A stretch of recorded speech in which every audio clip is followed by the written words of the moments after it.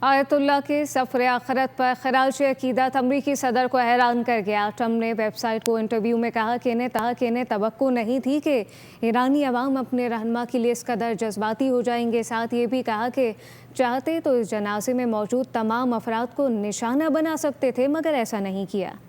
حیرت کا اظہار کیا، شرانگیز بیان دیا۔ آیت اللہ خامنائی اور ایران سے متعلق امریکی صدر دوہرا رد عمل دے گئے۔ نیوز ویب سائٹ کو انٹرویو میں دل کو لگی بات کہی۔ کہا ایرانی عوام کی شہید رہبر سے عقیدت ناقابل یقین تھی۔ آیت اللہ خامنائی سے عوامی لگاؤ نے انہیں حیران کر دیا۔ ان کا خیال تھا کہ عوام خامنائی سے نفرت کرتے ہیں۔ اس کے ساتھ ٹرمپ نے مکرو ارادہ بھی ظاہر کیا۔ ان کا کہنا تھا اگر چاہتے تو جنازے میں موجود تمام افراد کو نشانہ بنا سکتے تھے، تاہم ایسا نہیں کیا۔ ایسا کرتے تو مذاکرات کے لیے کوئی باقی نہ رہتا۔ امریکی صدر کا کہنا تھا ایران اور امریکہ نے باہمی اتفاق سے جاری مذاکرات میں عارضی وقفہ کرنے کا فیصلہ کیا ہے، تاہم مستقبل میں سفارتی عمل دوبارہ شروع ہونے کے امکانات بھی موجود ہیں۔